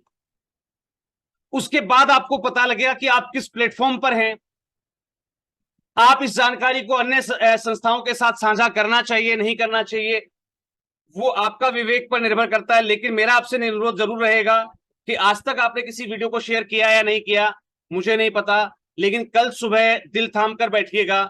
मैंने राष्ट्रीय एनजीओ महासंघ को बहुत ही डीपली लेकिन बहुत ही ब्रीफ में, क्योंकि डीपली एक्सप्लेन करने लगूं तो 4 दिन अगर डिस्कस करूं हम आपके साथ महासंघ के बारे में तो 4 दिन कम पड़ जाएंगे। इस 14 मिनट के अंदर मैंने बहुत कुछ आपके साथ शेयर करने का प्रयास किया है। उम्मीद करता हूं इस वीडियो को आप जरूर ध्यान से जरूर सुनेंगे, देखेंगे और आगे ज्यादा से ज्यादा आप शेयर भी करेंगे। कल मुझे आप लोगों के फेसबुक प्रोफाइल पर इस वीडियो का लिंक या इस वीडियो का जो कैटलॉग है वो शेयर हुआ दिखना चाहिए। जो भी संस्था राष्ट्रीय एनजीओ महासंघ से संबद्ध है, एटलीस्ट मैं उनसे उम्मीद तो कर ही सकता हूं। उम्मीद करता हूं कि आप अपनी इस 35AC एप्लीकेशन के लिए संवेदनशील बनेंगे। आगे कुछ नया करना है तो अपना वर्कशॉप के लिए रजिस्ट्रेशन जल्दी से जल्दी करवा लीजिएगा। वर्कशॉप की रजिस्ट्रेशन लाइन 15 तारीख तक एक्सटेंड कर दी गई थी, पता होगा आपको। संबद्ध संस्थाओं के लिए 15 जून तक आपकी जो है डेट एक्सटेंड है संबद्ध संस्थाओं के लिए। उसके बाद संबद्ध संस्थाएं अपने आप को रजिस्टर नहीं कर पाएंगी। कुछ संस्थाओं ने हमसे समय मांगा था 12 तारीख का, 13 तारीख का। हमने ऑलरेडी आपको समय जो है 15 तारीख तक माननीय अध्यक्ष महोदय ने जो है उसको और माननीय जो है हमारे कोर टीम प्रमुख ने उसको एक्सेप्ट किया और आपको जो है प्रियर इन्फॉर्मेशन दे दी गई। 15 तारीख तक रजिस्ट्रेशन लाइन ओपन है। जो भी संबद्ध साथी या संस्थाएं या अन्य संस्थाएं राष्ट्रीय एनजीओ महासंघ के इस वर्कशॉप के लिए अपना बैनर तैयार करवाना चाहती हैं, यानी कि आप अपने नाम, अपनी संस्था के लोगो, अपने फोटो के साथ लोगों को इनवाइट करना चाहते हैं इस वर्कशॉप के लिए, इस टाइप के बैनर्स आपको अगर चाहिए तो आप मुझे तत्काल अपनी फोटो, संस्था का लोगो, संस्था का नाम, एड्रेस और कॉन्टेक्ट नंबर, ध्यान दीजिएगा आपका फोटो जो पोस्टर पर लगाया जा सके, पासपोर्ट साइज मत भेज देना, जो आप जनरली खींचते हैं सेल्फी टाइप का, इस टाइप का जो फोटो होता है आपका, वो फोटो देना है आपको। पासपोर्ट साइज मत भेजना, आप कोई फार्म नहीं भर रहे हैं स्कूल के बच्चों का, ठीक है। आपको अपना जनरली जो आप सेल्फी लेते हैं एक बेहतरीन सा फोटो आपको देना है, आपकी संस्था का लोगो देना है, आपकी संस्था का नाम, आपकी संस्था का एड्रेस और आपके टेलीफोन नंबर्स आपको प्रोवाइड करने हैं जिस पर लोग संपर्क कर सकें इस वर्कशॉप से संबंधित जानकारी के लिए। और अगर आप चाहते हैं कि सर वहां पर मेरा नंबर ना रहे, रजिस्ट्रेशन लाइन या बुकिंग के लिए हम आपका ही नंबर रिप्रेजेंट करेंगे, तो वो नंबर ना भेजें। वो बाकी की चीजें हमें भेज दें, यानी कि आपका फोटो, संस्था का लोगो, संस्था का नाम और संस्था का एड्रेस। ठीक है, बाकी का पोस्टर हमारी ओर से क्रिएट करके आपको दे दिया जाएगा, जिसको आप लगातार, अभी आपको 20 तारीख तक इसकी कैंपेनिंग करनी है, क्योंकि 15 तारीख को रजिस्ट्रेशन लाइन सिर्फ बंद हो रही है संबद्ध संस्थाओं के लिए, गैर संबद्ध संस्थाओं के लिए रजिस्ट्रेशन लाइन खुली रहेंगी अभी। तो उम्मीद करता हूं कि जो भी साथी अपने पोस्टर्स चाहते हैं वो मुझे डायरेक्टली मेरे नंबर पर व्हाट्सअप कर दीजिएगा। मेरे नंबर मैंने चैट बॉक्स में आपके साथ शेयर कर दिए हैं, और रिपीट भी कर देता हूं, 9991997003 नेशनल हेल्पलाइन नंबर, 9991997003।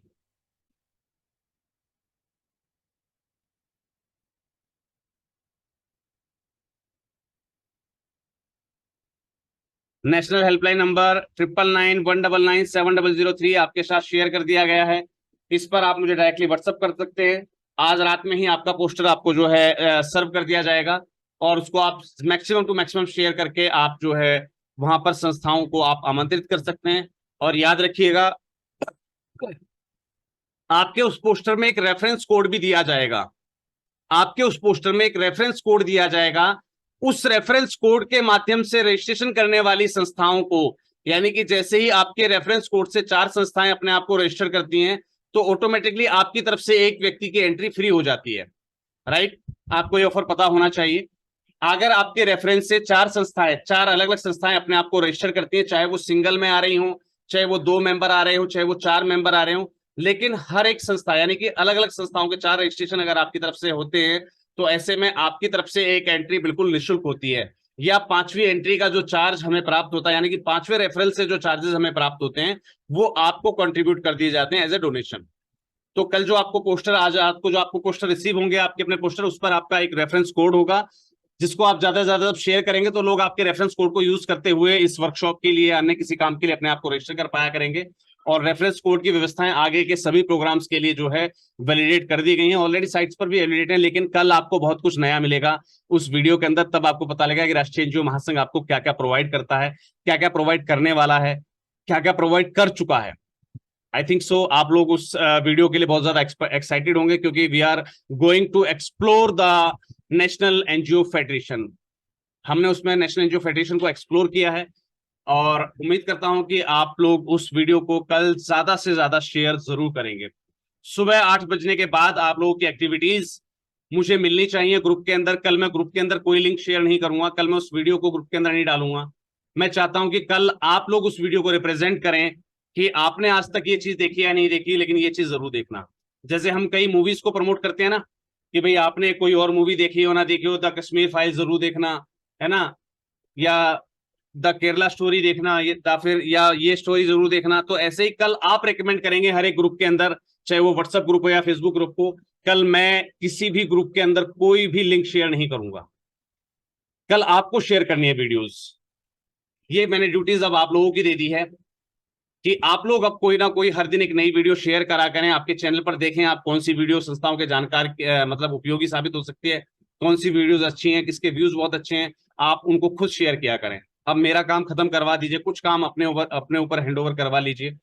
जैसे मैंने देखा है, मेरा अगर किसी वीडियो का लिंक नहीं आया, फिर गलती से किसी दिन अगर मैं वीडियो नहीं लगाता हूं ना, तो मैंने एक साथी मेरे बहुत अच्छे देखे हैं, शंभू रत्न परिवर्तन फाउंडेशन, वो अपने सभी ग्रुपों में, एक तो उन्होंने सभी ग्रुपों में मुझे जोड़ के रखा हुआ है, वहां पर मुझे एडमिन बना के रखा हुआ है।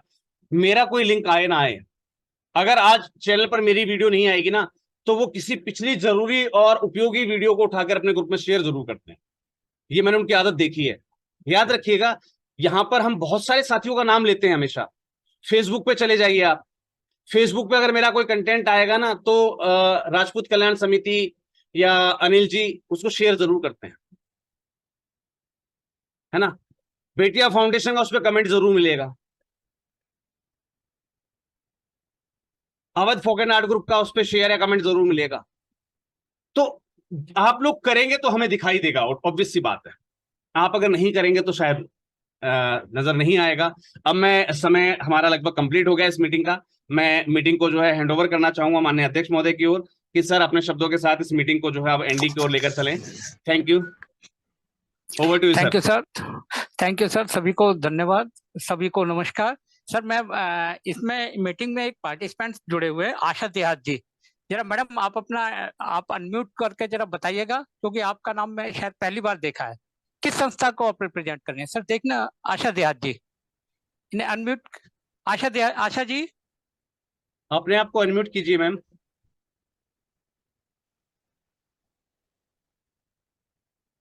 हेलो आशा आशा जी। जी, अगर हमें सुन पा रहे हैं आप।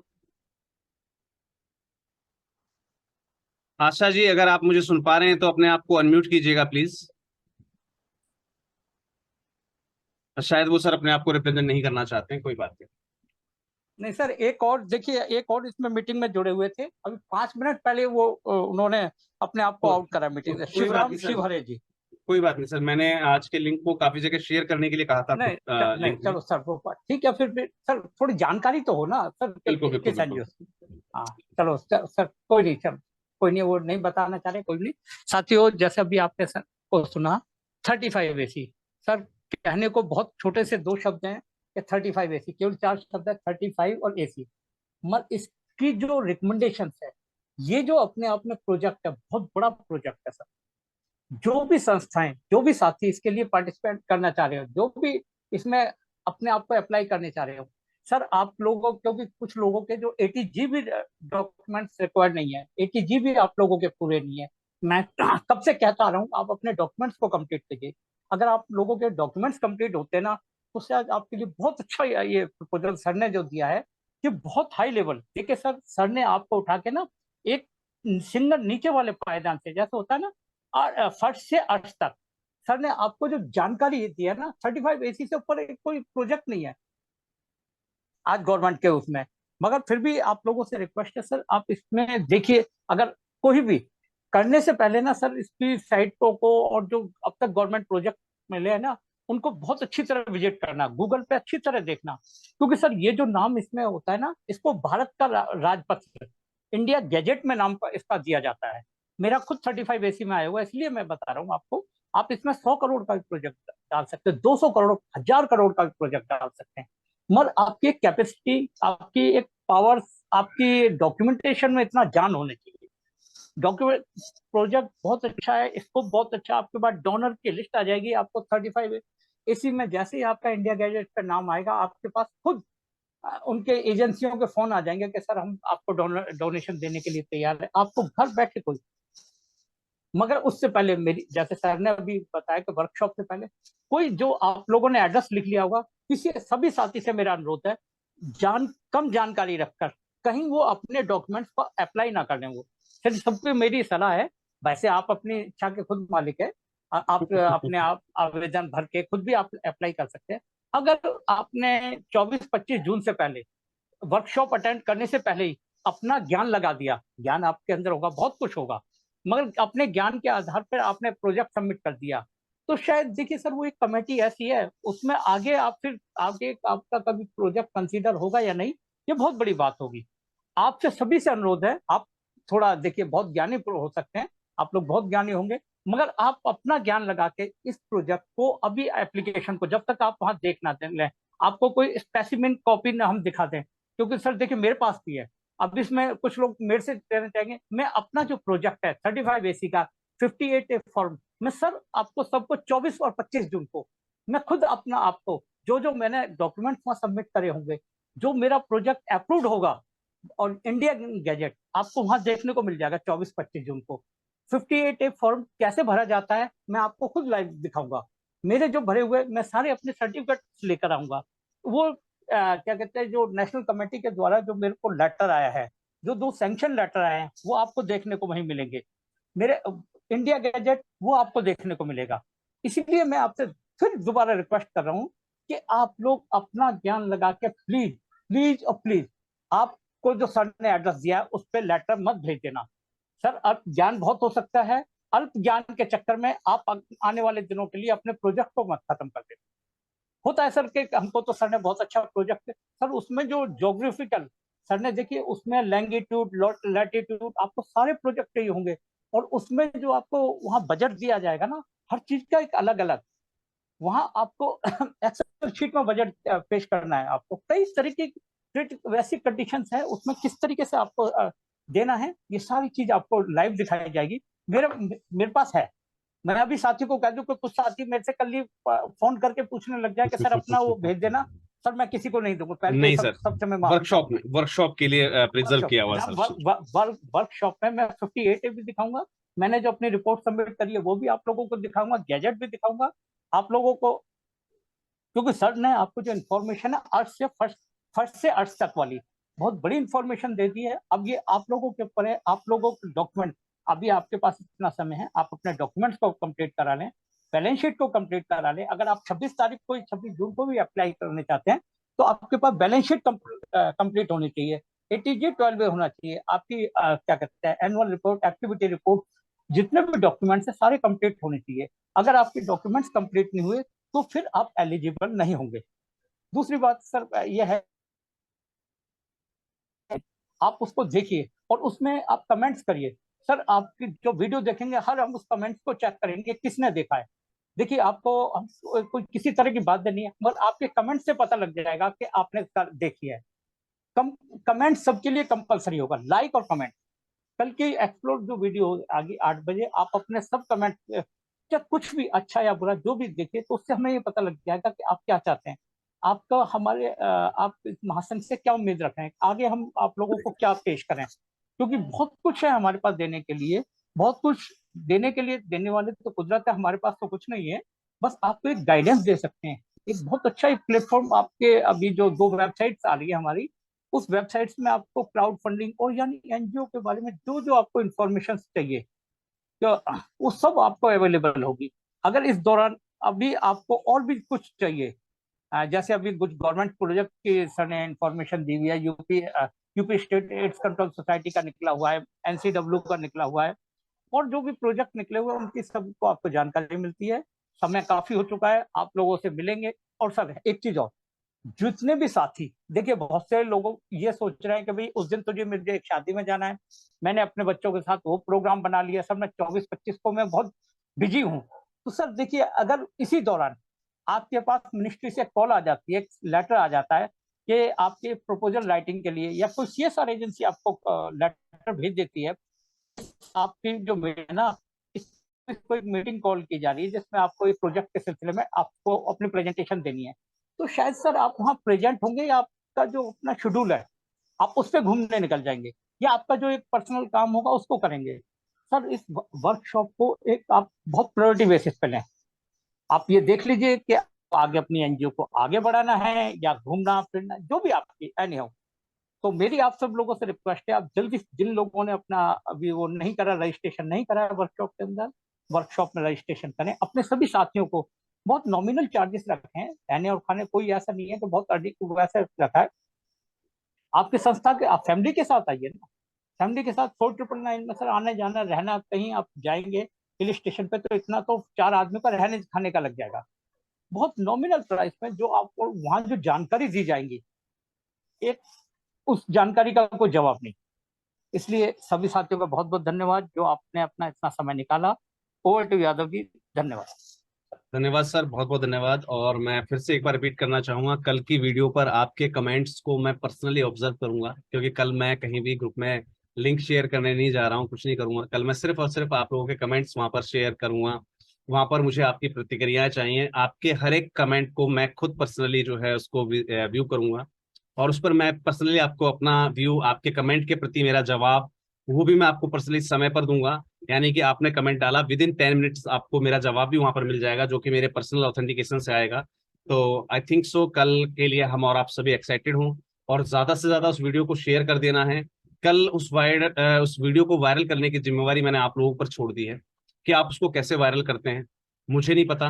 मैंने उसके अंदर कोई प्रमोशन नहीं किया हुआ है, मैंने सिर्फ उसके अंदर महासंघ के बारे में बताया हुआ कि महासंघ क्या है। और आपको अगर अच्छा लगे कि हाँ सर ने बहुत अच्छे तरीके से महासंघ को एक्सप्लोर किया है, तो आप उसे शेयर कीजिएगा बिल्कुल। तो कल आपके चैट बॉक्स में, आपके उस वीडियो के कमेंट बॉक्स में मैं आपसे जरूर मुखातिब हूंगा, और आपको आपके कमेंट का जवाब विद इन 10 मिनट्स जो है जरूर भेजने का प्रयास करूंगा, क्योंकि कल लाइंस बहुत अच्छी होंगी, आपके अपकमिंग मैसेजेस बहुत सारे होंगे, और पर्सनली मुझे हर एक मैसेज को पढ़ना है, ऑब्जर्व करना है कि आपने उसके बारे में, महासंघ के बारे में क्या लिखा है, आपने इस वीडियो के बारे में क्या लिखा है। वो सब चीजें मैं खुद पर्सनल तौर पर ऑब्जर्व करने वाला हूँ। तो कल आप लोगों से मुखातिब होते हैं उस वीडियो के चैट बॉक्स या कमेंट बॉक्स के अंदर। और मेरा फिर से एक निवेदन है, याद रखिएगा, सारे इंपॉर्टेंट काम अपनी जगह होते हैं, सारे इंपॉर्टेंट काम अपनी जगह होते हैं। एक बात याद रखिएगा, अगर आपके किसी प्री अप्लाइड प्रोजेक्ट के लिए कहीं से कॉल आ जाती है तो क्या आप वहां नहीं जाते? तो क्या आप शादी को प्रायोरिटी देते? तो क्या आप उस प्रोग्राम को प्रायोरिटी देते? अगर वही कॉल आपके पास, क्योंकि हर एक प्रोजेक्ट की कॉल आपके पास दिल्ली से ही आती है, सेंट्रल गवर्नमेंट है ना, तो इस वर्कशॉप को बिल्कुल भी लाइटली ना लें। जो भी संस्थान, जो भी साथी इस वर्कशॉप के लिए रजिस्ट्रेशन नहीं कर रहे हैं, यकीन मानिए, जो मौका, जो सुविधाएं, जो आगे की फैसिलिटीज आपको इस वर्कशॉप से इनेबल कर दी जाएंगी, वो सुविधाएं, वो फैसिलिटीज और वो सारी की सारी जो सेवाएं हैं, वो आपको लेने में 1 साल लग जाएगा, क्योंकि हम नेक्स्ट ईयर इसके 3rd प्लेटफॉर्म को लॉन्च करेंगे। अब काफी चीजों पर रिफाइन किया गया है, काफी चीजों पर रिसर्च किया गया है, तो जो सेवाएं आपको अब चालू हो जाएंगी वो आपको नेक्स्ट वर्कशॉप में ही मिलेंगी, चाहे वो 3 महीने बाद हो, चाहे 6 महीने बाद हो, या 1 साल के बाद हो। तो फिर मुझे कोई भी साथी इस बात के लिए दोष मत देना कि सर हम महासंघ से जुड़े हुए हैं लेकिन हम इस फीचर का उपयोग नहीं कर पा रहे। टू बी फ्रैंक और टू बी क्लियर, पब्लिकली कह रहा हूं, कल को मुझे इस बात के लिए कोई दोष ना दे कि सर हम महासंघ से जुड़े हैं लेकिन महासंघ के माध्यम से हमें ये वाली सर्विस नहीं मिल पा रही है, क्योंकि वहां पर उन चीजों के लिए एक्सेस सिर्फ उन्हीं संस्थाओं को मिलेगी जो संस्थाएं वर्कशॉप के अंदर प्रेजेंट है।